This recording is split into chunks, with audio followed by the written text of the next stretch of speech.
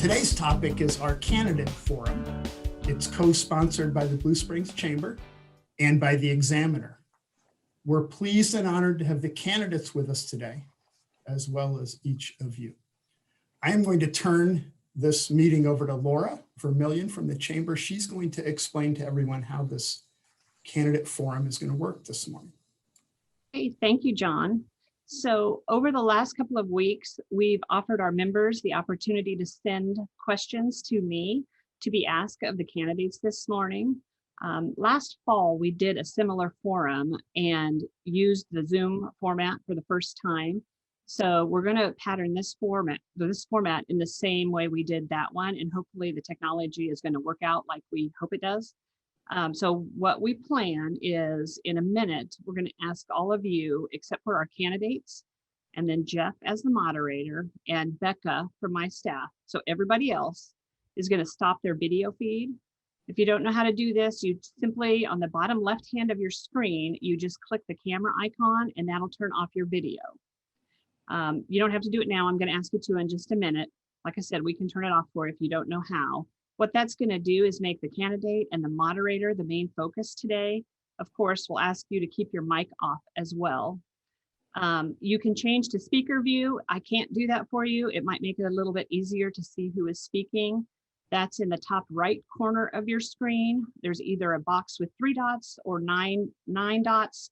You can click on that and change it to speaker view, but that's your choice. Okay, so as I said, we're going to leave the moderator's camera screen on and the candidates. Becca, can you wave to them? Or I don't know if you've got yours on black right now. For our in-person forums, we always had a timekeeper in the front row that held up a sign for the candidates to know what their time was. So how we're going to do it today is with Becca's screen background, and she'll step out of that picture. So Becca, can you turn that on and demonstrate how that will work, maybe with the 1-minute time? So the time on her screen is going to count down from 1 minute. It turns yellow at 30 seconds. And then when there are 10 seconds left, it turns red. And then when her time is up, or when the time is up for the candidate, her screen is going to say stop. And just for an additional audio cue, that's not easy to say, when her screen says stop, you're going to hear the horn sound. So Becca, there you go. She's got that, and you can see the stop on her screen. So is there any questions about that of the candidates or from the candidates? Okay, I'm going to ask you to turn off your videos if you've not already done that. Again, it's the bottom left of your screen.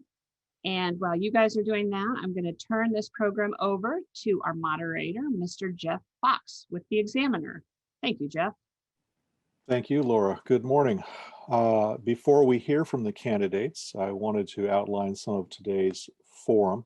First of all, this meeting is being recorded, and the Chamber will make it available online following the event. It will be uploaded to YouTube, and the Chamber will also share the link on other social media channels. As Laura said, this event is co-sponsored by the Blue Springs Chamber of Commerce and by the Examiner. The reason we sponsor this event is so that Chamber members and Examiner readers can make informed decisions at the ballot box on April 6th. We ask that everyone be respectful of others people in speech and in behavior today, so that each candidate can provide information about himself or herself and answer the questions that are asked. The candidates here today are running for 2 spots on the Blue Springs School Board in the April 6th election. Those candidates are Kurt Swanson, an incumbent, Carl Tharp, Valerie Piercey, April Agate, and Brian Denny, also an incumbent. To start off with, each candidate will be given 2 minutes for his or her opening statement. After the opening statement by the candidates, we will have a question and answer session. And for the question and answer section of this, we will ask candidates to keep their answers to no more than 1 minute. So 2 minutes to open, and then 1 minute answers to questions. Both the opening remarks and the answers to the questions will be timed, and we ask the candidates to please honor those established time allotments. The random order I've chosen for the candidates to go in this morning would be Carl Tharp, then Brian Denny, who I understand is not here, So then second would be Valerie Eva Piercey, then Kurt Swanson, and then April Agate, and then we'll rotate.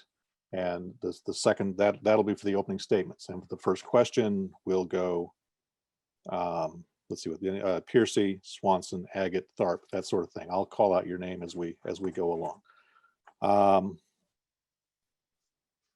So that's what we have. That's our random order. And then each candidate will have an opportunity at this point to make a 2-minute opening statement. And we will start with Carl Tharp. Morning, everyone. Start with, I'm a proud parent of 3, 2 of which have already graduated here in the district. The first one graduated 2 years ago, having going through the special education program from elementary through the high school. And he was the main reason why we moved to the district, given the excellence in the program. The second, my daughter, who graduated just last year with honors and 20 hours of credit towards college. And third, who is currently involved in the CTC program, construction side of it, and is enjoying that. And given that, I think I can offer multiple viewpoints within the district. I've been involved for the last 2 years within the district, not just in going to board meetings, but also involved with the CSIP committee, which is currently involved in the process of developing a curriculum for the up and coming Blue Springs Construction Academy. And lately I've been involved with the guidance counselors and administration and trying to refresh the guidance newsletter that goes out on a regular basis. Also, in my professional life, I'm a union sheet metal worker, have been over for 16 years. I sit on my union's executive board, and my duties on that include collaboration with other board members and business representatives on the issues that affect the union and the greater Kansas City area. I help problem solve issues that may arise within our local with other contractors, and I also sit on the apprenticeship committee that, not the committee, but could conduct interviews for prospective candidates that come into the program. Thank you. All right, thank you. Valerie Eva Piercey. Good morning. I have 3 children as well, and they're all in different schools. So I kind of have a good view of the education that is offered here at Blue Springs. My youngest is in elementary at John Nolan, and then I have a middle schooler at Paul Kinder, and my high schoolers at the Freshman Center.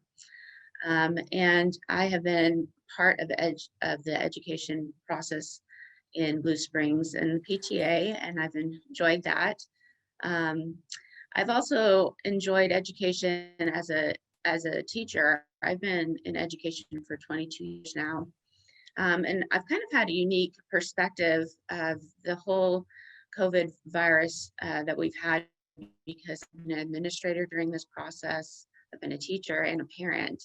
I was an administrator over teachers during this process and getting teachers ready, trying to get them online, trying to help parents as they tried to guide their young ones with this. And then now I've moved into a role of training educators at Calvary University, where I'm a professor, and I also work with data. And so I have kind of a perspective that's a little bit different than some others.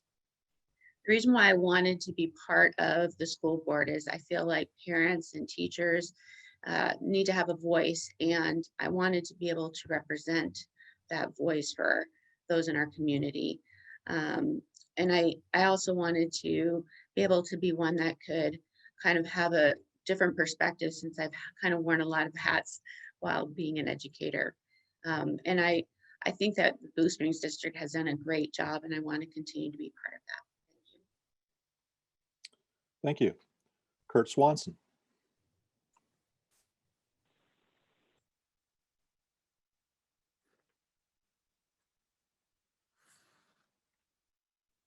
We can't hear you, Kurt. hang on, we can't hear you. Is that better now? I must have clicked it back on by mistake. Anyway, starting over. Good morning.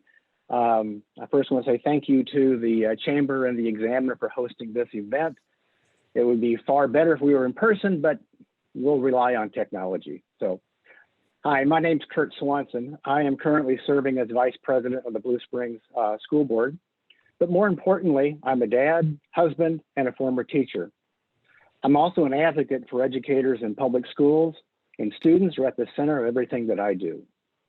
I believe every child deserves a great teacher and a great public school.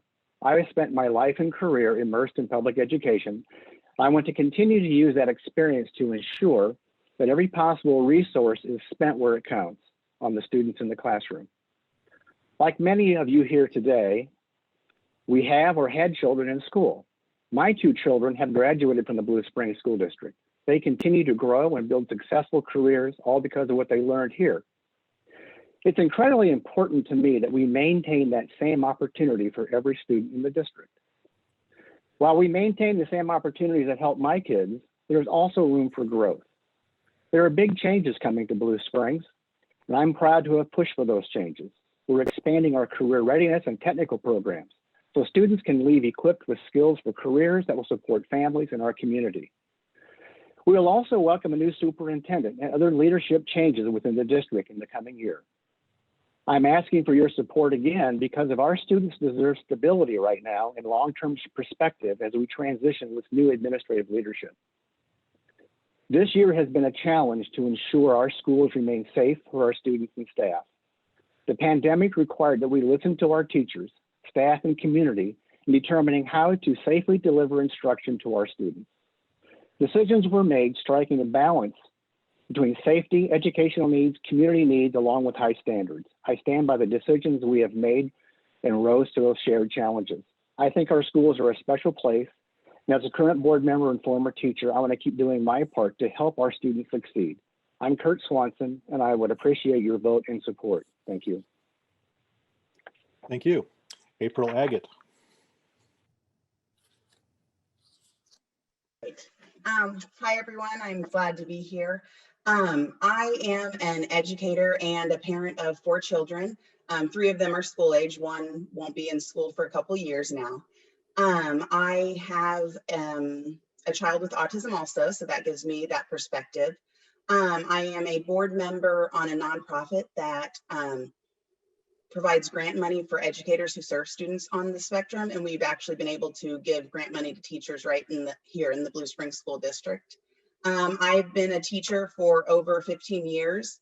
I've taught special education, 5th grade, 8th grade science, and now I currently teach at Graceland University, and I'm able to teach future teachers. Also, something unique is I have 3 student teachers right now in the Blue Springs School District. So I get to be in the classrooms on a regular basis. Right now, though, it is virtually. But that's something that's really exciting for me. I feel that all of my experience and my background and my passion to serve and do what's best for everyone really make me a great fit to serve on the school board for the Blue Springs School District. So thank you. All right, thank you. We will now move into questions. And this question will go first to Valerie Eva Piercey. I get a name wrong every time on this thing. First to Valerie Eva Piercey, and then we'll go Swanson, Agate, and Tharp. So the first question is this, and we'll just start off with one that is fairly important in our community, every community across the country. There are good jobs that go wanting for a variety of reasons. And something that every community struggles with as it tries to grow and to prosper. What do you think is the best thing that this school district can do to prepare students for the future? I believe that it's really important that we not only seek to educate our students and get them ready for college, preparation. I think that's very important. I think that our standards need to meet those needs. And as a college educator, I think that it's definitely important to get them ready for those things.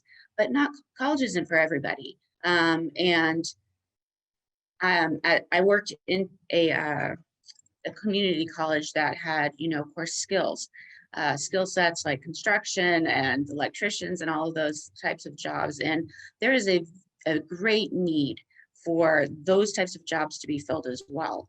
And I'm really excited that Blue Springs is going to be opening up that type of field for our learners, because there are so many jobs that need to be filled. And as the national average shows, that we need those jobs to be filled. So I think that's something we need to pursue. Thank you. Kurt Swanson.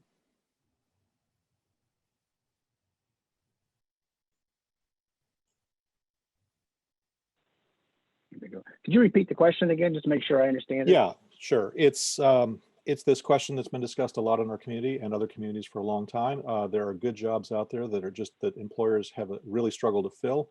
What is the best thing that this school district can do, the Blue Springs School District can do, to prepare students for future jobs? It's a great question. It's been one, as a board, we've been really having focused conversations on. I think the expansion of our career, whether it's a career academy or expanding those type of opportunities for our kids, where we can equip them and prepare them for those jobs that are out there. We have an aviation program as well. As was mentioned, not every student has a desire to want to pursue a 4-year degree in college. And if we're not expanding opportunities that look at other career paths, whether it be into nursing, education, the trades, that's where jobs lie and the need is. And I think looking forward, we have a plan to expand the Career Center and really open up those opportunities for our students to prepare for a strong future for them. All right, thank you. April Agate.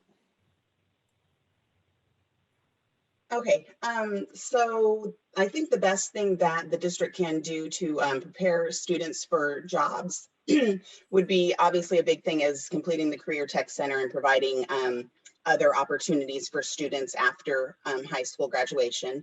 I also think it's important that we understand that we're educating students for jobs that may not exist right now. So, we need to remain on the cutting edge of things. I think that means that we also need to make sure that we teach students skills on how to adapt and problem solve. So no matter where they are, they can end up adapting and being able to be successful in their job. And Carl Tharp. Well, my answer is not much different from everyone else's. Basically, we need to give them a multitude of choices.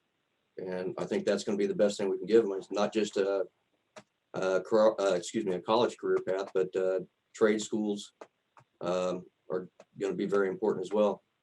So I think just a multitude of choices for the students. Thank you. All right, very good. The next question will go first to Mr. Swanson, and we'll keep going in that order. The question is this: what is your assessment of how the classroom model of the district has adopted during the pandemic? What's your assessment of that model and how it has worked? Mr. Swanson. I think we made the best decision we could given the circumstances we were faced with. I don't think any district out there found the perfect response to the pandemic. I know decisions were made. We engaged the community, staff. They were over the summer.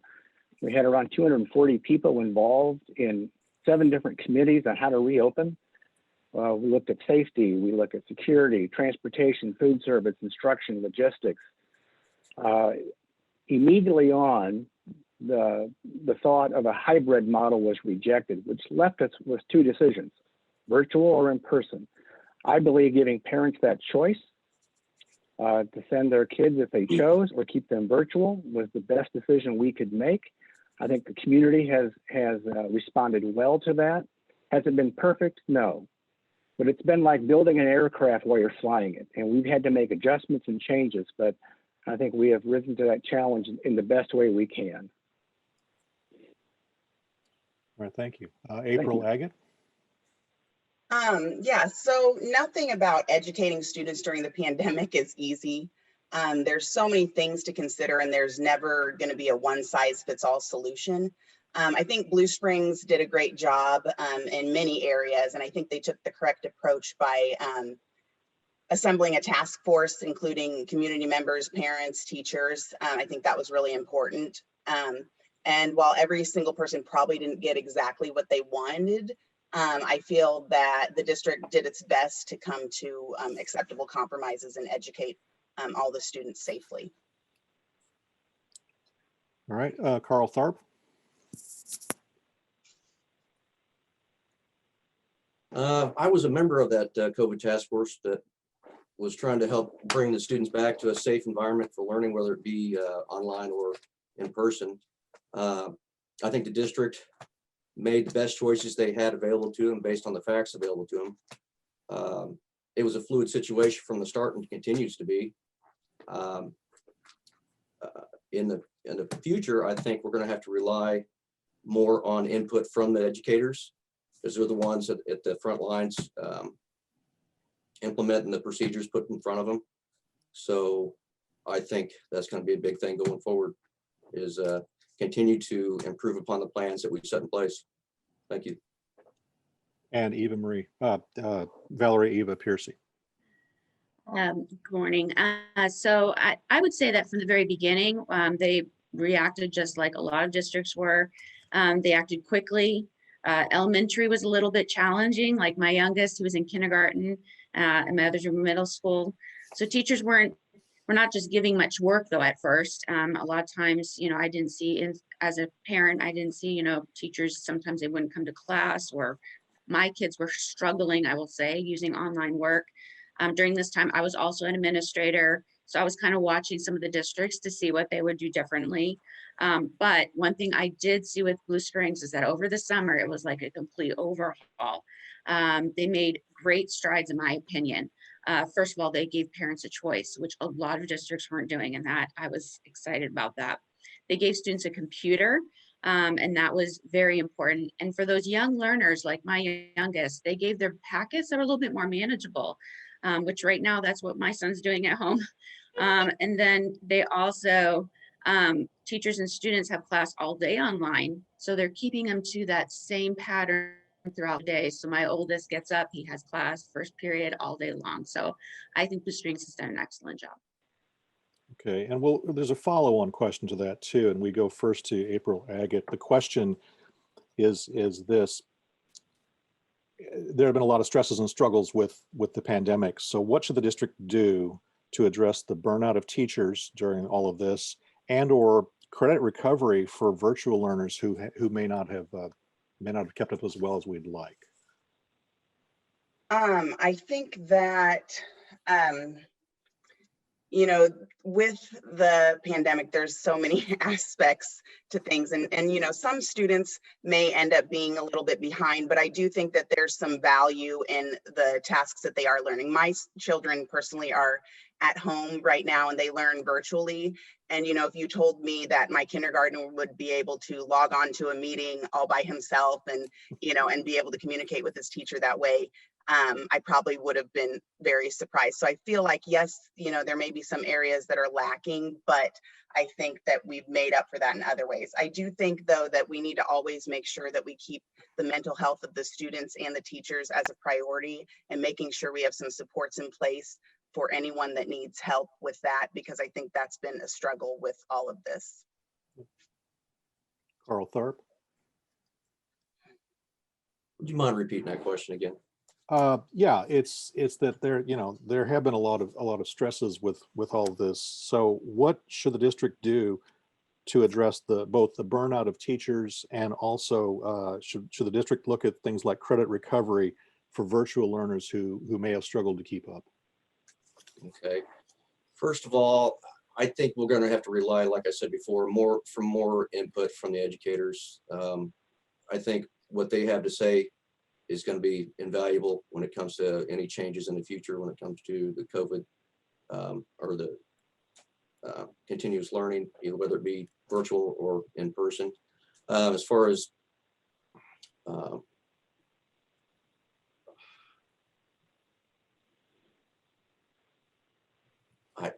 I think that's, like I said, I think the educators' input is going to be the most important. Thank you. All right, very good. Valerie, Eva, Swanson, Piercey? It's okay. You can just call me Valerie. I So may. there's a few things. There's a few things I would probably do. One is to have informal and formal assessment in schools to see where the learning gaps are, because I think in different levels of school, like the high school is going to have a very different issue going on versus the elementary. And then I would collaborate across the disciplines, bringing the educators together to figure out, hey, as a group, what can we do to specifically see what these issues are, because mentally there'll be different issues compared to scholastically. And then reach out and assist those individual students who are struggling with specific strategies, because we're going to have different issues with, like, special education versus ESL versus, other different issues. And then implement a rigorous professional development program for teachers and substitutes. We need to have professional development for substitutes, so that way these teachers can have a break. And then have exit gains at the end of the year to understand if students have progressed during the year with these changes. Thank you. Kurt Swanson? Yes. Our teachers have worked extremely hard this year, probably the hardest year they ever have worked in a school setting. And I think, first of all, we have to acknowledge that across the board and thank them for the extra efforts they've been doing. Secondly, at the semester, realizing there were some changes, we hired more teachers at semester and put them in the classroom at the elementary and middle school level.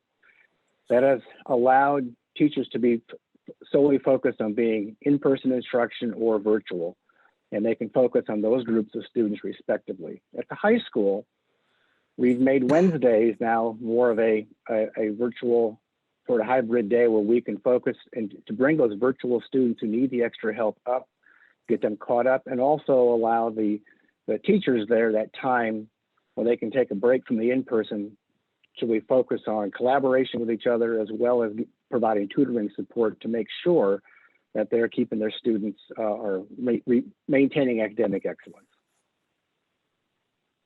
It's not been perfect, but we're trying to make the best strides. Very good. Thank you. Okay, shifting gears a little bit, and this question first goes to Carl Tharp, and then the usual list. School districts in our state are highly dependent upon policies set in Jefferson City and the resources provided by Jefferson City. If you were in Jefferson City today, what three things would be at the top of your priority list for the benefit of Blue Springs students? That's a question first to Carl Tharp. That's, I guess, pretty easy. Senate Bill 55, which is going to take tax dollars away from public schools and give it to private schools. It's going to,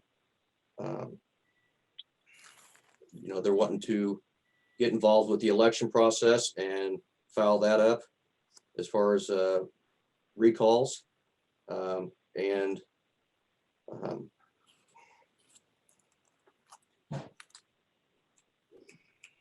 drawing a blank here.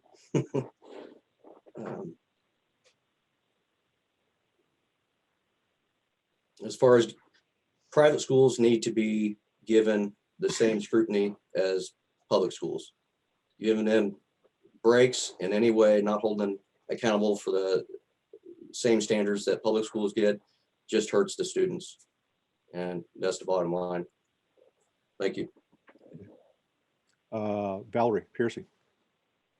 Yes, I think I would probably ask for money for professional development. So that way teachers can have the training that they need, but not just professional development for teachers. I think that there needs to be some training for parents in some way. So I'm not sure how that would look. I know as a parent myself, trying to manage 3 kids, that can be a challenge. And so for parents, and I'm an educator, so for those who aren't, that might be something we could look at. I also agree about the Senate bill that's being brought up. I agree that would definitely be probably top on my list. And then finally, I think I would want to invest in some type of way to boost any type of, I know we've been sending computers home but something for the elementary as well. I know that can be a bit of a challenge when we're trying to all share computers. Right. Thank you, Kurt Swanson. So the help we could receive out of Jeff City, I would first start with, let's fully fund our foundation formula and get those funds restored this year that have been withheld, and also commit to fully funding the formula for next year as well as transportation. I think it would be great. This has not been a normal year, and there should be a consideration of waiving end of course exams and testing, so we're not bound by having an unusual year with extreme testing to hold schools to a standard which can be difficult to achieve. I don't believe this is a time at all to expand charters. I don't support that, or for vouchers that would drain our resources from the public system into the private system. I think we need to take a step back and look at what do the schools need, ask the districts. And I think some of the aspects of Senate Bill 55 appear to me like a solution looking for a problem. We have great schools here. We have to support them. And thank you. And April Agate. Yeah, so if I could make some changes as far as things go, I would say that with Senate Bill 55, that's one of the things that's, on the front of my mind. I think that we need to make sure that we are not in any way diverting funding from public schools. I think it's very important that the public schools are fully funded, especially now. We have lots of things that are needed for students, teachers, for the district, and I think really the funding is, top priority. I also would like to see that the required state assessments and that kind of thing are done and over with. I think that provides undue stress for teachers and students, and I think that the local school districts are able to decide if the children are being successful without needing a state test to tell them that. All right, thank you. So let's follow on that question by widening the lens just a little bit, just in general. And this question goes first to Valerie Piercey. Just in general, what is the most important issue facing the Blue Springs School District at this moment, and what needs to be done to address it? I think that the most immediate one that we need to address is the lasting effects that have been caused by the COVID virus. That's right now is the pressing issue, I think. One is that I think student grades for some are beginning to fall due to the online learning. And so part of that, I think, is just the lack of parental understanding and parental involvement for some of our learners. I've seen it even in my own house, and I understand it, but my kids' grades sometimes fall when it's just, just doing online learning. And so we have to be there all the time. So for those parents who aren't able to be there, I know that can be a challenge. Also not meeting state standards. I mean, this testing would show that, or it would be challenge, I agree with them. Trying to assess for that is not the greatest. And then of course, retention of our teachers. Those would be the two things I think they're the most pressing. Excuse me. Thank you. Kurt Swanson. I think one of the biggest pressing issues we're facing is the mental health of our students as well as the staff. We want them to burn on, not burn out. Our students, and just getting beyond this pandemic where we can find some sense of return to normalcy is really the biggest challenge that's looming in front of all of us. And that has put stresses on the students, those who have been virtual at home. I can't imagine that's a different set of stress, as well as all of our lives being turned upside down. All that has put strains on our school budget. More than likely, we're going to be dipping and spending into reserves. Everything, all the ways we had to come back and we've had to address the pandemic has just put stress on every part of the district, students, staff, budgets. So it's hanging in there and addressing those stresses head on. But I think students' mental health is pretty significant and important. Thanks. Thank you. April Agate. Yeah, so we need to make sure that we're staying up to date regarding COVID-19 and making any necessary changes or modifications to keep the students learning and participating in activities while also keeping staff, students, and the community safe. The district should also be aware of possible repercussions of the pandemic, whether it be mental health of students and staff or other struggles. And we need to continue to deal with them in a way that would best serve everyone overall. All right. Thank you. And Carl Tharp. I think it's the unknown. We walked into this last year with the COVID problem, and we don't know, after this experience, we don't know what's next. So we need to find a way to be prepared for the unknown. Also, we've got a booming population here in Blue Springs, and that means either larger classroom sizes or more classrooms, and we're going to have to deal with that.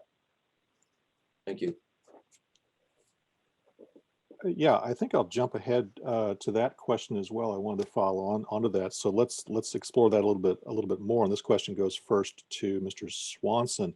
Looking down the road a few years, are you comfortable with the district's facilities plans and teaching model plans for that matter as the community continues to grow? Mr. Swanson. Yeah, we've been certainly having those discussions of long-term planning and having conversation about what is next to expand our facilities, whether it's adding classrooms, potentially building a new elementary. There's even thought that someday we may even need another high school, but that's way down the road, I know. But if you're not intentional about looking ahead, you're going to find yourself caught short-handed. And so I think we've had great conversation, discussion as a board of how can we prepare for growth, anticipate where those needs will be, and develop and expand our facilities to accommodate that growth. That's done with the work of the demographers and looking ahead where that growth will be and where the biggest needs are, so we can address those opportunities that they come along. So I think we've had very good conversations in looking down the road, and I think I'm pleased with the direction we're headed. Thank you. April Agate. Can you repeat the question for me, please? Sure. Sorry. Set it aside here. No, it's that the community continues to grow, and as we look down the road a few years, are you comfortable with the facilities plans that the district has at the moment for what to do as the community grows? Okay. Yeah, so I think it's important that, as far as the plans go, I think it's important that the freshmen that freshman center is built for Blue Springs High School. I think that's an important thing. I think finishing the career tech center is very important. So I think those are two big things. I know that the population is booming, it seems, in Blue Springs. And I think that in the future, we probably will also need to look at possibly another elementary school, especially on the south end, because I know the population is really growing there. So I think those are the things that the district should focus on for the future. All right. Carl Tharp. Again, we're going to have to look forward and try to acquire land if we don't already, and in the future for expansion, and find where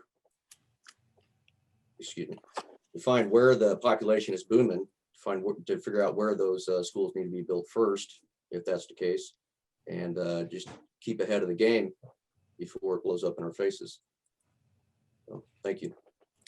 All right. And Valerie Piercey. I know that we have been talking about in the past, talking about the freshman wing being added to Blue Springs High School. So I know that's been talked about for a long time, but this continuous conversation is something that lots of districts do, and I'm glad that Blue Springs is forward thinking, because as we grow in population, we are going to have these talks with stakeholders about facility management and what that looks like in the future. So that's definitely something we just need to continue doing. This question goes first to April Agate.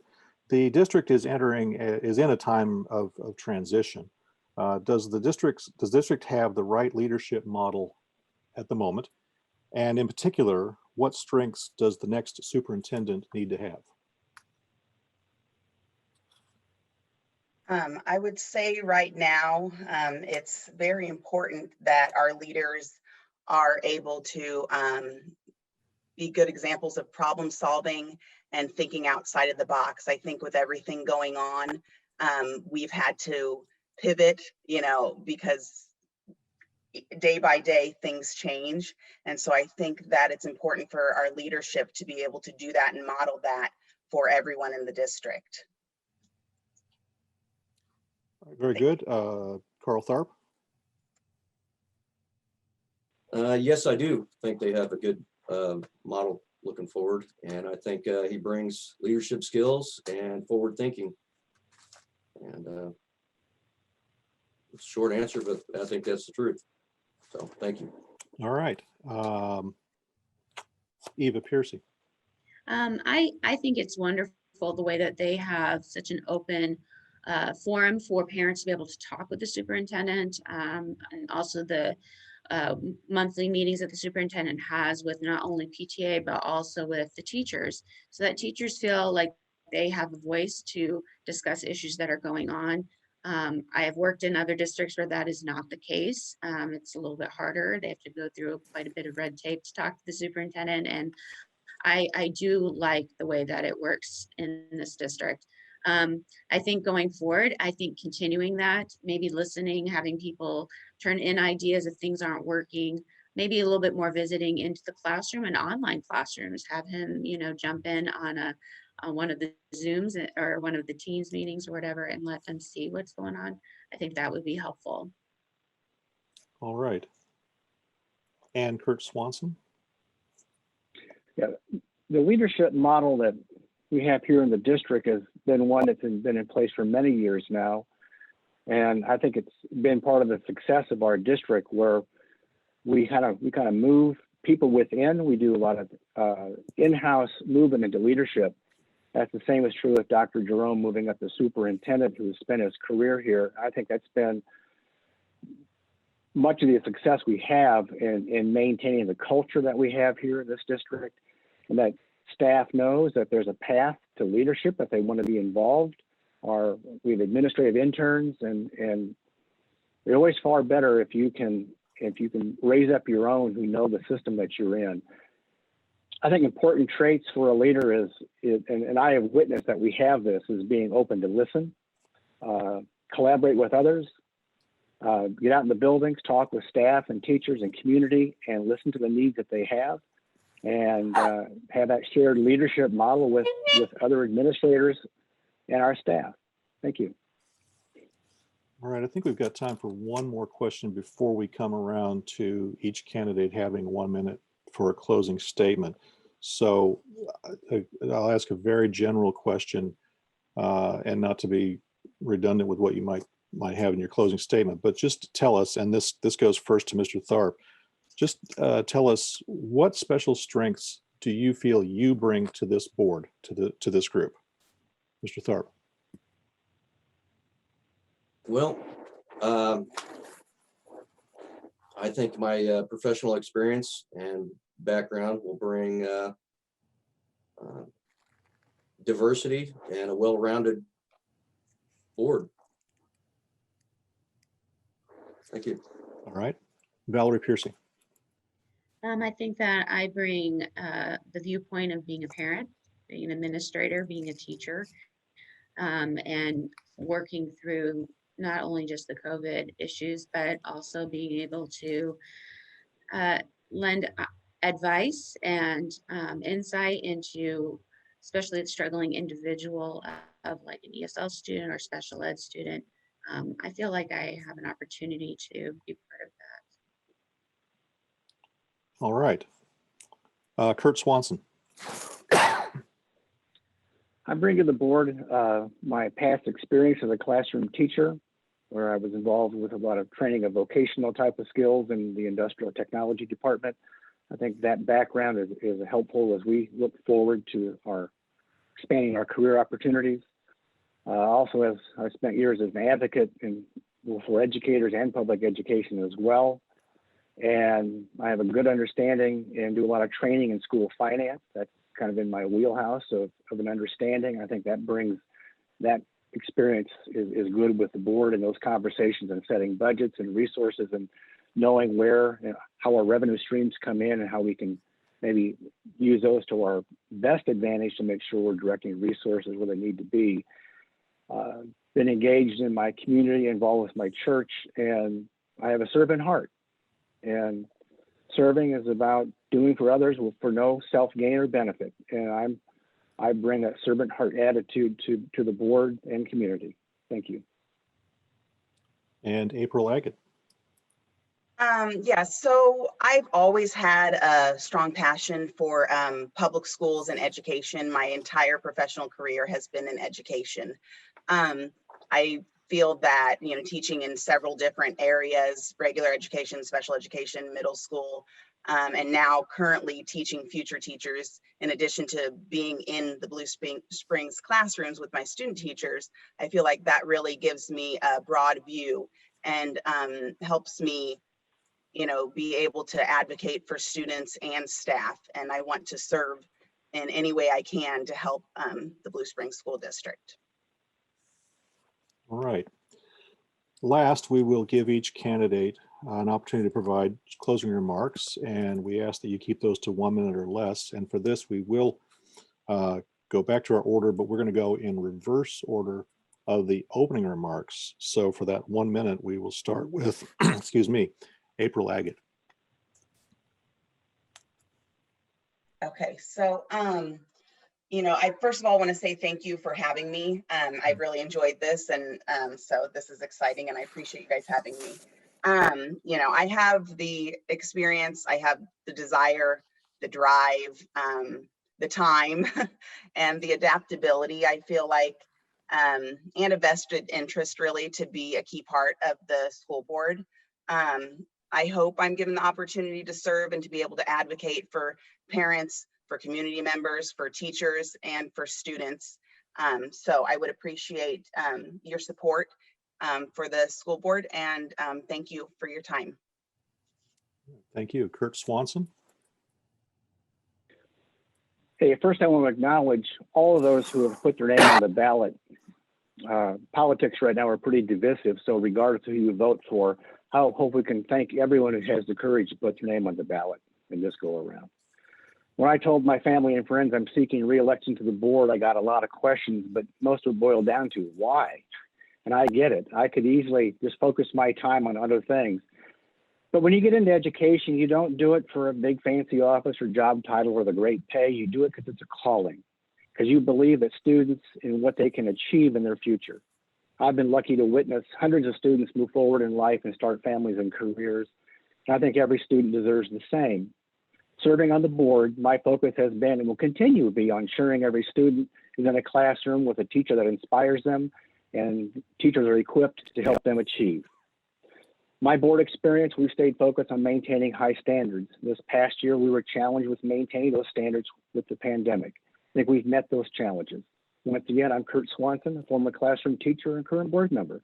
I'd be honored for your support and your vote for the Blue Springs School Board. Thank you. Thank you. Valerie Eva Piercey.